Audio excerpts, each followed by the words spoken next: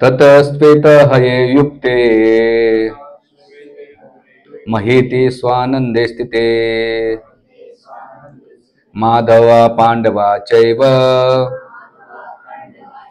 दिव्य शंको प्रद्युम्नमुथ. दुसऱ्या बाजूला शुभ्र अश्वाने युक्त अशा महान रथामध्ये बसलेले भगवान श्रीकृष्ण आणि अर्जुन यांनी आपले दिव्य शंख वाजवले. तात्पर्य, भीष्मदेवाने वाजवलेल्या शंखाची तुलना करताना श्रीकृष्ण आणि अर्जुन यांनी वाजवलेल्या शंखाचे दिव्य वर्णन करण्यात आले. दिव्य शंखाच्या नादाने असे सूचित करण्यात आले की पांडव पक्षात श्रीकृष्ण असल्याने विरुद्ध पक्षाला विजयाची आशा नव्हती. जयस्तु पांडुपुत्रांना येशाम पक्षे जनार्दना. पांडुपुत्रासारख्या व्यक्तींना नेहमी विजय होत असतो, कारण भगवान श्रीकृष्ण त्यांचे सहकारी असतात आणि ज्या ठिकाणी भगवंत असतात त्या ठिकाणी लक्ष्मी देवी सुद्धा असते, कारण लक्ष्मी देवी आपल्या पतीशिवाय एकटी कधीच राहत नाही.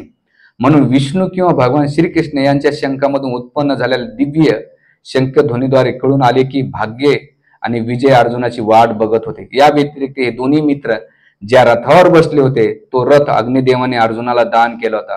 यावरून आपल्याला असे लक्षात येते की हा रथ त्रिलोकी कुठेही फिरला तरी तो निश्चित पांडव सर्वत्र विजय प्राप्ती करू शकतो. तर इथे पांडवांच्या विजयाचे लक्षण ह्या श्लोकामध्ये वर्णन केलेले. आता जर ह्या श्लोकामध्ये जर पाहिलं गेलं तर तो श्वेत हये युक्ते म्हणजे इथे जो रथ दिला त्या रथाचं वर्णन केलेले. जर शब्दावर लक्ष दिलं, काय दिलं? रथ युक्त महिते स्वादन स्थिती, की हा रथ कसं काय अर्जुनाला भेटला.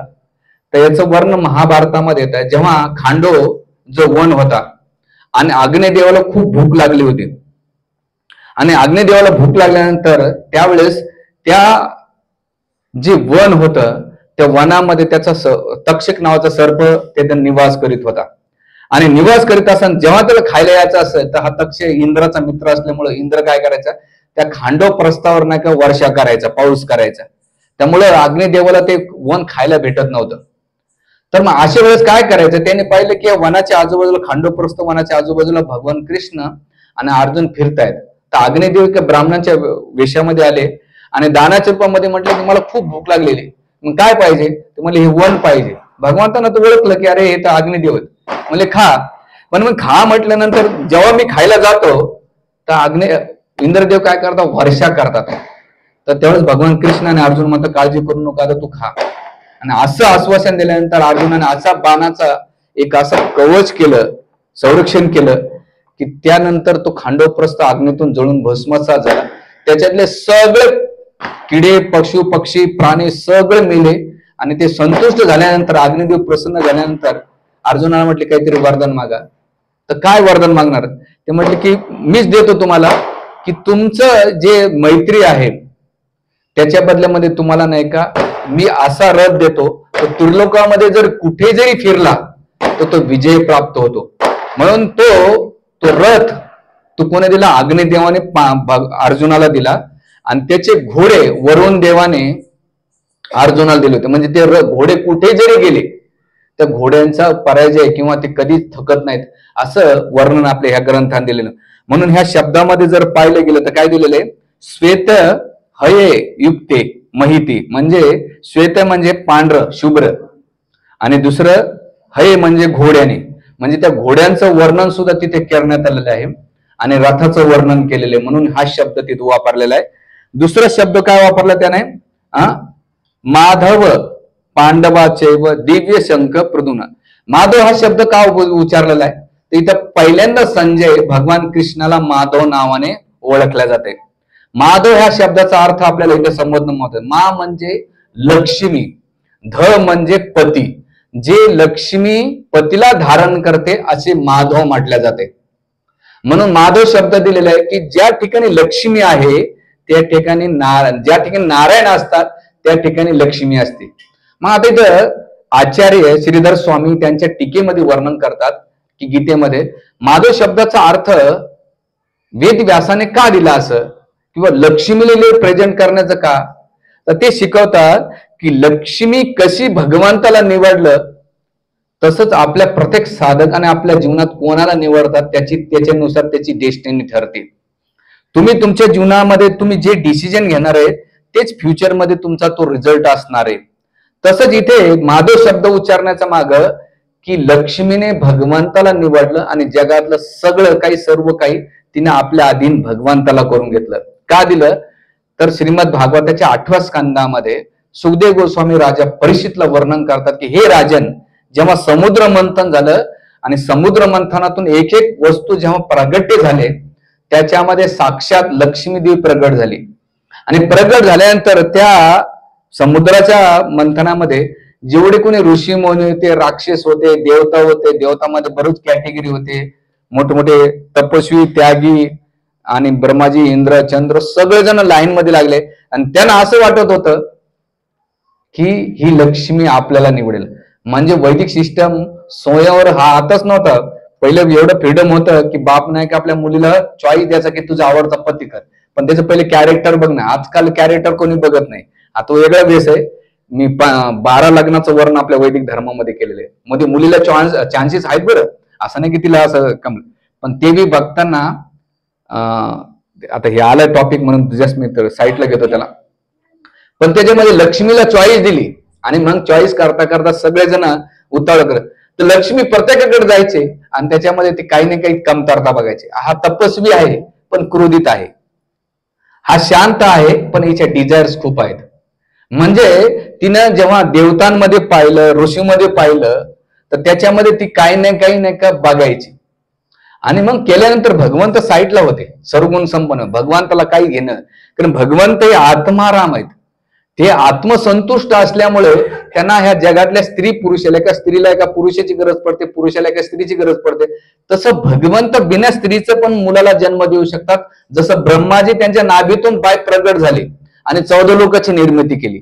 आपल्याकडे लष्ट असल्यामुळे, रजगुण असल्यामुळे आपल्याला एकूण एकाचे अट्रॅक्शन वाटते, पण भगवंतामध्ये पॅशनेट रजगुण नाहीये. ते विशुद्ध सत्व अवस्थेत असल्यामुळे त्यांना आपल्या स्वतःचं एक्सपान्शन, विस्तारी स्वरूप लक्ष्मीच्या रूपामध्ये भगवंत विक्षेपण करतात. आणि ती लक्ष्मी जेव्हा लीला करायचं असेल तर भगवंताचा कृपा अवतार म्हणून लक्ष्मीला गिनल्या जात आहे किंवा दया करणारा अवतार म्हटलं जातं. जसं बघा, एखादा बापले खडूस असेल आणि तो पोराचे कोणते काम करत नसेल, आईकडे गेलं, कारण की किती जरी मोठा व्यक्ती असेल, अहो एवढं करून द्यायचं काम, मग करून देतो, जा चल. म्हणजे जेव्हा माताजी सांगतात तर प्रभूजी बरोबर ऐकतात. पण पोरान जर गेलं बापा एवढं, तर त्याला पोस्टपॉइंट किंवा त्या नाही म्हणतात. तसं जीवात्मा जर त्याने भक्ती करून भगवंताकडे गेला तर भगवंत लक्ष वळलंय. पण जेव्हा तो राधाराणीकडे, लक्ष्मीकडे, सीतादेवीकडे, रुक्मिणीकडे जेव्हा जातात आणि रुक्मिणी जेव्हा रेकमेंड करते की भगवंता याला तुम्ही घ्या, तेव्हा भगवंत काय करतात, त्या जीवात्माकडे त्याची काही गुण बघत नाही, त्याला पहिले स्वीकार करतात. म्हणून इस्कॉनच्या कोण्या मंदिरामध्ये अशी पोझिशन दाखवली. काय पोझिशन दाखवली? त्याच्या मागचे 2 लेसन आहेत की माझी सेवा नाही, यांची सेवा करा. आणि दुसरं सांगतात की भगवंत हा जीवात्मा आलाय, तुम्ही याला घेऊन टाका. हा त्याच्या मागचं हे आपल्या वैदिक. तर इथे लक्ष्मी का, तर त्या लक्ष्मीने भगवान नारायणाला करताना सगळ्यात शेवटी निवडलं आणि निवडल्यानंतर हार घातला. तर तिथे सुखदेव गोस्वामी म्हणतात का बरं निवडलं? कारण लक्ष्मी याच्यामध्ये सगळे गुण पाहिले. भगवंता तिने प्रभाव पाहिला नाही, तर भगवंताचा स्वभाव पाहिला. आजकाल लग्न करताना लोक प्रभाव बघतात, स्वभाव बघत नाही. हा किती पॅकेजचा आहे, याची किती प्रॉपर्टी आहे, दिसायला किती हँडसम आहे, पण स्वभावाने एकदम खडूस असेल, कंजूर, तर काही अर्थ नाही. तर इथे लक्ष्मी सांगते की चॉईस करताना प्रभावाकडे नका बघू, स्वभावाकडे बघा. जाऊ दे, तो मॅरेज ब्युरोचा इश्यू नाही. तर मुद्दा असा की लक्ष्मीने त्यानुसार निवडलं आणि निवडल्यानंतर हार घातला आणि घातल्यानंतर भगवंत प्रसन्न झाले, म्हणले की तुझं नेहमी स्थान माझ्या वक्षस्थळावर असेल. म्हणून वेद व्यासाने माधव शब्द उच्चारलेला आहे की भगवंत मला ज्या ठिकाणी मी राहीन त्या ठिकाणी तू निवास करशील. आपलं काय झालंय, प्रपात म्हणतात एका ठिकाणी रावणासारखी मेंटॅलिटी झाली आपल्याला. आपल्याला सीता पाहिजे, राम नकोय. तर सीता एक पतिव्रता स्त्री आहे, ती आपल्या पतीला सोडून राहू शकत नाही. आपल्या जगामध्ये आपण लक्ष्मीनारायण आठपाटनगर मार्गशीर्ष महिन्यामध्ये निश्चित लक्ष्मीचीच पूजा करतात, पण ती नाही आहे पतीशिवाय. किंवा मार्गशीर्ष महिना झाला की दीपावली झाली. आता मला नेहमी प्रश्न पडतो, दीपावलीमध्ये एवढ्या खिडकेदार उघड, कोणाच्या घरात जात असेल, कोणाच्या घरातून निघत असेल, एवढे घर येतात, कोणाच्या घरात टिकत असेल? नाही. यत्र गायंती मत भक्ता तत् त्रिष्ठामी नारद. नारद, ज्या ठिकाणी माझी भक्ती केल्या जाते ते ठिकाणी मी असतो आणि माझ्या बरोबर लक्ष्मी पण राहते. मग रावणासारखी वृत्ती सोडून दिली पाहिजे की आपल्याला सीता पाहिजे, राम नकोय, तर लक्ष्मी किंवा सीता कधी टिकणार नाही. रामाला धरून ठेवले ते सीता बरोबर राहते, नारायणाला धरून ठेवलं तर लक्ष्मी सोबत राहते, विठ्ठलाला धरून ठेवले तर रुक्मिणी बरोबर राहते. म्हणून पहिले भगवंताला शक्ती आणि शक्तिमानापासून वेगळं नाही करू शकत. जसं सूर्य आणि प्रकाश हा वेगळा नाही करू शकत, हे एकच आहेत. म्हणून तसं शक्ती आणि शक्तिमानला तुम्ही व्यक्त करू शकत नाही. आणि शास्त्र सांगतात राज्य आणि राज्य, तसं तिसरं सांगतात भक्त आणि भगवंत यांना तुम्ही डायव्हर्ट करू शकत नाही. म्हणून हनुमानजीनं काय केलं, हनुमानजीला सुंदरकांडामध्ये काय एवढं विश्लेषण केलंय की हनुमानजीनं काय केलं, सीतेला रामाच्या सेवेत लावलं. म्हणून सीता, जो व्यक्ती राम आणि सीताचं मिलन करतो त्याच्यामध्ये सद्गुण, ज्ञान, बुद्धी आणि ऐश्वर प्राप्त करतो, जे हनुमानजीने केले. विश्वामित्र म्हणे का नाव पडलं माहितीये का, त्यांनी कोणते मित्र होते नाही, तर त्यांनी रामाला सीतेकडे घेऊन गेले आणि दोघांचं मिलन केलं म्हणून त्यांचं नाव विश्वामित्र पडले. हे आपल्याला शास्त्राचा दृष्टिकोन म्हणून इथं जो माधव शब्द उच्चारण्याचं मागचं कारण काय की अरे लक्ष्मी आणि नारायण सोबत आहेत तर पराजित होण्याचे काय चान्सेस आहे, म्हणून इथं काय शब्द वापरलाय, माधव. ठीक आहे, एवढं खूप डीप चाललंय. पण आता आणि मग पांडवा हा शब्द का वापरलाय, तर इथे पांडव म्हणजे स्पेसिफिक अर्जुनाच्या बाबतीत उच्चारण केलेलं आहे. का बरं उच्चारण केलाय, तर भगवद्गीतेचा 10वा अध्याय श्लोक नंबर 37 मध्ये काढा. चला 10वा पान नंबर सांगू तुम्हाला.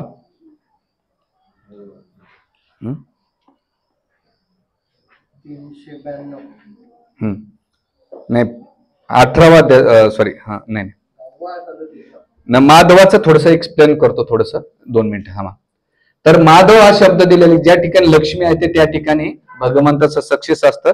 आणि इथे सगळ्यात महत्वाचं की भगवद्गीतामध्ये जो प्रसंग येतो, जरी गीता तुम्हाला समजली नाही तरी तुम्हाला त्याचा रिझल्ट असतो. आणि म्हणून इथे आचार्याने एका 2 प्रसंगाचं वर्णन करतात. काय वर्णन करतात की जेव्हा लक्ष्मी नारायणाला जर सोबत ठेवलं तर तुमच्या जीवनामध्ये विजय प्राप्त करतो. भलेही तुम्हाला गीता समजू न समजू, पण त्या गीतेचा अभ्यास केला तर तुमच्या सोबत माधव म्हणजे लक्ष्मीनारायण सोबत राहतील. जसं दक्षिण भारतामध्ये श्रीरंगनाथ मंदिर आहे, तिथे एक ब्राह्मण होता, अनपढ ब्राह्मण होता. आणि अनपढ ब्राह्मण असल्यानंतर त्याच्या गुरुनं सांगितलं की तू गीता वाच. ते म्हणले अहो मला गीता वाच नाही, पण नाही वाच. आणि जेव्हा तो गीता वाचायचा तर त्याचे शब्द तुटके मुटके असायचा आणि तो रडायचा. तर बाकीचे इजवान ब्राह्मण त्याची काय करायचे, खिल्ली उडवायचे. आणि खिल्ली उडवत असताना बरेच वेळ गेल्यानंतर श्री चैतन्य महाप्रभू जेव्हा दक्षिण भारताची यात्रा गेल्यानंतर ते भगवान रंगनाथाचं त्याने दर्शन घेतलं. आणि घेतल्यानंतर पाहिलं की ब्राह्मण रडतोय, त्या रडण्याचं कारण काय बुवा. तर ते म्हटले की अहो काय बरं तुम्ही का रडतायत. ते म्हणले अहो माझ्या गुरुनं सांगितलंय की गीता वाचायला. मग म्हणले मी वाचतो पण मला काही कळत नाही. मग याच्यात काय एवढं. ते म्हणले तुम्ही रडण्याचं कारण काय. ते म्हणले मी रडण्याचं एकच कारण आहे की साक्षात भगवान श्रीकृष्ण जेव्हा अर्जुनाचा रथ हाकतात ना, जेव्हा मी हे दृश्य बघतो की भगवंत सगळं सडगुण संपन्न ऐश्वर आहे, जी लक्ष्मी त्यांच्या चरण कमलाजवळ राहते, ते भगवान नारायण आपल्या भक्तासाठी सर्व काही करतात. आणि महाभारतामध्ये वर्णन आहे, एवढा आवाज असतो त्या युद्धभूमीमध्ये, राईटला जायचं का लेफ्टला जायचं का सरळ जायचं काही सांगता येत नाही. त्यावेळेस असं वर्णन येतंय की राईटला जायचं तर अर्जुन राईटला लात मारायचा आणि भगवंत राईटला युद्ध हे घ्यायचं, रथ घ्यायचे. लेफ्टला मारायचे तर लेफ्टला, सरळ जायचं सरळ. भगवंतानं 18 दिवस अर्जुनाच्या लाता खाल्ल्या. म्हणजे किती प्रेम आहे भगवंताचं आणि भक्ताचं. तर इथे सांगण्याचं, म्हणून हे दृश्य जेव्हा मी पाहतो तेव्हा माझ्या डोळ्यातून अश्रू येतात. म्हणून आचार्य म्हणतात की आपल्याला नाही समजलं तरी तुम्ही नुसतं रिडिंग केली किंवा त्याचं वाचन केलं तरी तुम्हाला पाप होतं. म्हणून इथे सांगतात की इथे यो नरा पठंती नित्यम गीता शास्त्र दिने दिने यु मुक्त सर्व पापे भो यांती विष्णू परमपद. या श्लोकामध्ये क्लिअर केलंय काय केलंय, यो नरा पठंती नित्यम, नित्य कोणी गीता पाठ केलं तर काय होईल, गीता शास्त्र दिने दिने, गीता कोणी वाचलं तर काय होईल, यु मुक्त सर्व पापे, तुमचं सर्व पापातून मुक्त होता. आणि सेकंड काय होईल, यांती परमपदम, भगवान विष्णूचं धाम प्राप्त होत आहे. नुसतं तुम्ही रिडिंग केली, भगवद्गीता वाचन जरी केली त्याचा फायदा होतो. म्हणून अशा बिकट परिस्थितीमध्ये हे दृश्य काय पाहिले? दृश्य माधव नंतर पांडवाचैव जो शब्द आहे पांडवाचैव, पांडवाचैव शब्द का उच्चारण्याचं कारण की भगवान कृष्णाचे आणि अर्जुनाचे किती गाढे संबंध आहेत, प्रेम संबंध आहेत की भगवंत आपल्या भक्तासाठी सर्व काही करतात आणि आपले डेडिकेट करतात. त्यासाठी हा पांडव शब्द वापरलेला आहे. आणि वापरल्यानंतर या पांडवाचैव जर पाहिलं गेलं तर गीतेचा 10वा अध्याय श्लोक नंबर 37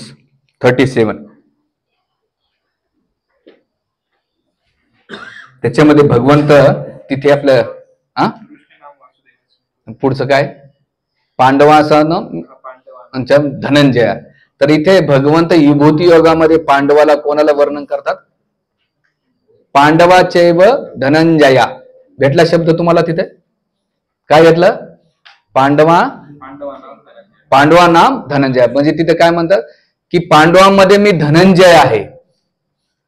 म्हणजे डायरेक्टली माधव आणि पांडव कोणाशी जोडला गेलेला आहे? म्हणजे पांडव तिथं कोण आहे? धनंजय भगवान कृष्णच आहे ना. आणि मग इथे शब्द माधव नंतर पांडवाचैव का वापरलाय? तर इनडायरेक्टली ते म्हणतात अरे मीच आहे माधव नंतर लक्ष्मी, त्यासाठी हा पांडवाचैव शब्द वापरलाय. आणि दुसरी लेसन देतात ह्या शब्दाच्या माध्यमातून की अर्जुन आणि पांडवांच्या दोघांमध्ये किती घट्ट स्नेह संबंध आहे याचं विश्लेषण याच्यामध्ये ह्या श्लोकामध्ये करण्यात आलेले. म्हणून इथे ह्या शब्दातून जर गेलं माधव किंवा याच्यातून तर ह्या श्लोकातून इथे विजयाचे काही प्रतीकाचं वर्णन केलंय. श्लोकामध्ये काय काय विजयाचं प्रतीक केलेलं आहे? तर इथे सगळ्यात महत्वाचं 5 गोष्टीचं वर्णन केलंय. विजयाचे 5 गोष्टी येतात. एक तर माधव, माधव शब्द म्हणजे काय? लक्ष्मी आणि नारायण सोबत असल्यामुळं तिथं निश्चित विजय. आता कसं असणार? तर गीतेचा 18वा अध्याय श्लोक नंबर 78 काढा, फास्ट काढा, वेळ नाही माझ्याकडे. सगळ्याला पाठ असं ना पाठ. यत्र योगेश्वर कृष्ण यत्र पार्था धरा. हा तो काढला श्लोक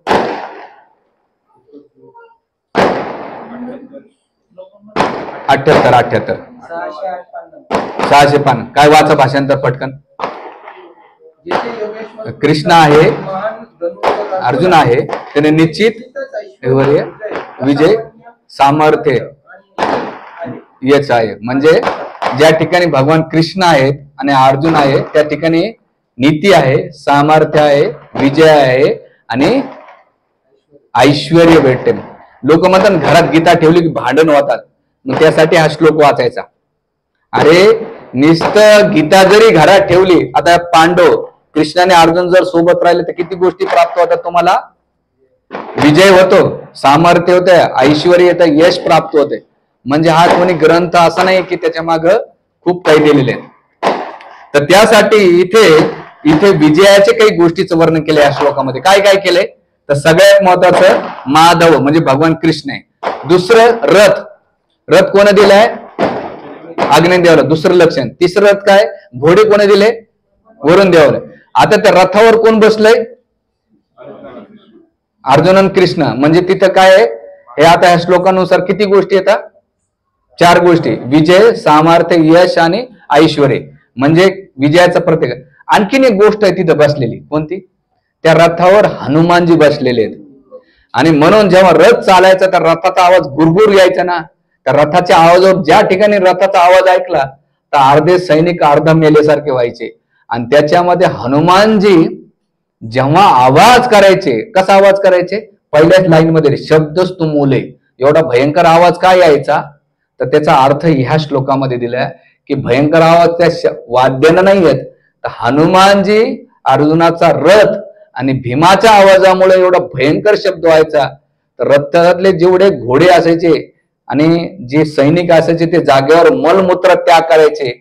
म्हणून तो शब्द वापरलाय, शब्दच तुमुले अभयत. किती भयंकर असेल. म्हणून इथे आचार्य एवढं डीप मध्ये जातात की त्यामागे आपल्याला नाही का खूप काही तत्व आपल्याला शिकायला भेटतात.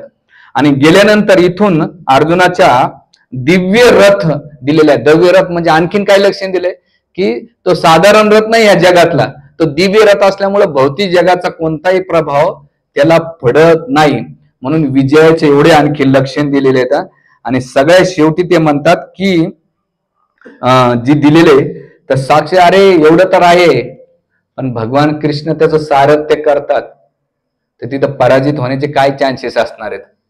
म्हणून ह्या श्लोकामाग भगवंत आपल्याला एक शिकायचंय की ज्या ठिकाणी भगवंताची भक्ती जर तुम्ही सिरियसली आणि सिन्सिअरली करतात ना, तर तुमच्या जीवनात कधीच कमी पडत नाही. देवतांची पूजेला तुम्ही मनभर देता तर कणभर तुम्हाला भेटतंय, पण भगवंताच्या भक्तीमध्ये तुम्ही जर कणभर दिलं तर भगवंत मनभर देतानाचं उदाहरण तर सुदामाने भगवान प्रेमानं पण भक्तीनं तुम्ही थोडस जरी काही अर्पण केलं तर भगवंत आपलं सर्वस्व काही अर्पण करतात. आणि देवी देवतांचं बघा ना, किती उपास तापास करतात, बिना चपलाचं फिरतात, किती करतात. तुम्हाला किती केल्यानंतर हिरण्यकशिपू पण 1000 वर्षे तपस्या केल्यानंतर राज्य किती भोगाय भेटलं? केवळ 5 वर्षे. का बरं 5 वर्षे? कारण की 5 वर्षाचे प्रल्हाद झाल्यानंतर 5व्या वर्षानंतर भगवान नरसिंहदेवाने काय केलं?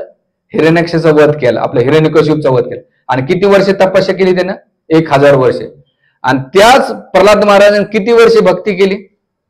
5 वर्षामध्ये भगवंताने सर्व काही.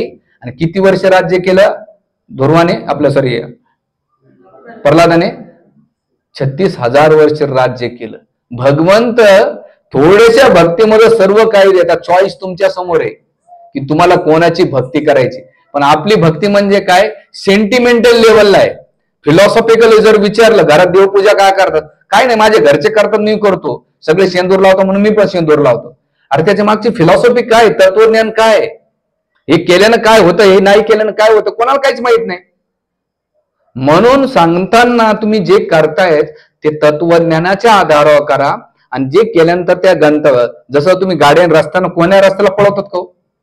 तुम्ही गाडी जेव्हा काढतात ना, भौतिक जगातल्या गोष्टीचा पर्पज क्लिअर राहते. म्हणजे तुम्ही पिशवी घेतात, मार्केटमध्ये जायचं, गाडी काढून ऑफिसला जायचं किंवा पेट्रोल पंपला जायचं असेल, किंवा तुम्ही जे कामाला जातात, कशाला जातात, पैशाला जातात. अध्यात्मामध्ये तुम्ही, मी नेहमी सांगत असतो की तुम्ही मार्केटमध्ये प्रत्येक गोष्ट पारखून घेतात, तुमचं पर्पज. तसं अध्यात्मामध्ये 2 गोष्टी असल्या पाहिजे. एक तर अध्यात्म पारखून घेतलं पाहिजे, पहिली गोष्ट. आणि सेकंड गोष्ट, तुम्ही जे करतायत त्याचा पर्पज काय आणि ते केल्यानंतर गंतव्य काय, हे जो पण क्लिअर नसेल ना, तर रस्त्यामध्ये आपण आतमध्ये जात. म्हणजे तुम्ही गाडी काढायची, कोण्या रस्त्याला पळवायची, ते पळून काय अर्थ होणार आहे का? तुमचं एक तर एनर्जी निघून जाईल आणि दुसरं तुमच्या हाताला काहीच येणार नाही. तसंच अध्यात्मामध्ये, भक्तीमध्ये जेव्हा तुम्ही अध्यात्म करता, भक्ती करतात, तर तुमचा पर्पज क्लिअर पाहिजे की मला माझ्या जीवनात भगवत प्राप्ती असल्याशिवाय तोपर्यंत आपल्या जीवनाची परिपूर्णता प्राप्त होणार नाही.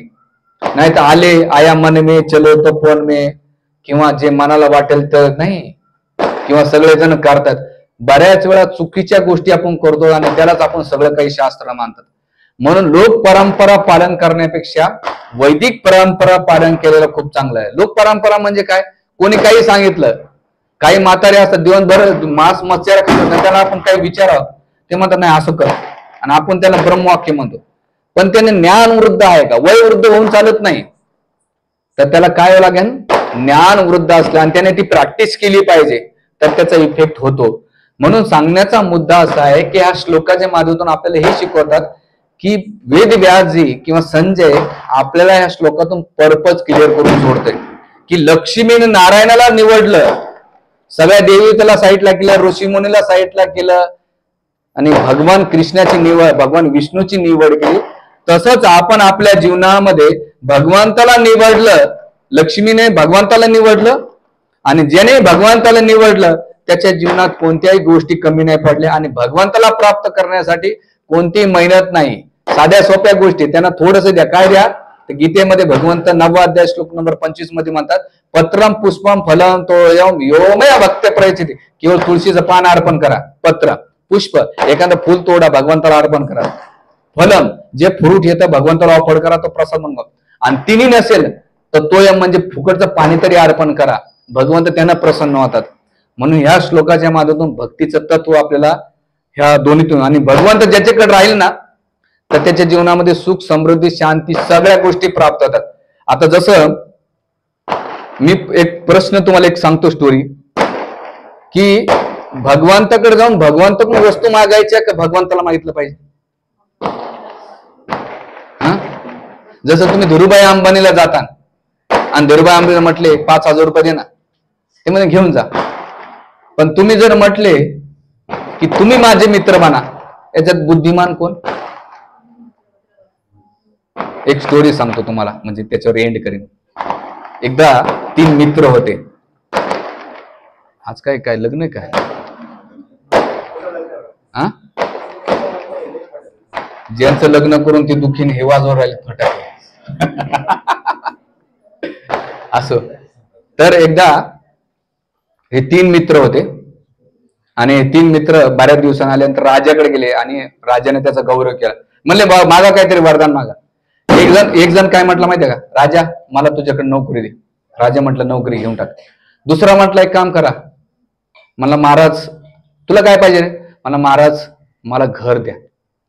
2 जण एका नोकरी मागितली आणि घर मागितलं. तिसऱ्या म्हटलं महाराज काय पाहिजे तुला, तुला काय पाहिजे? ते म्हणले महाराज तुम्ही माझ्या घरी जेवाय या, तुम्ही माझ्या घरी जेवाय.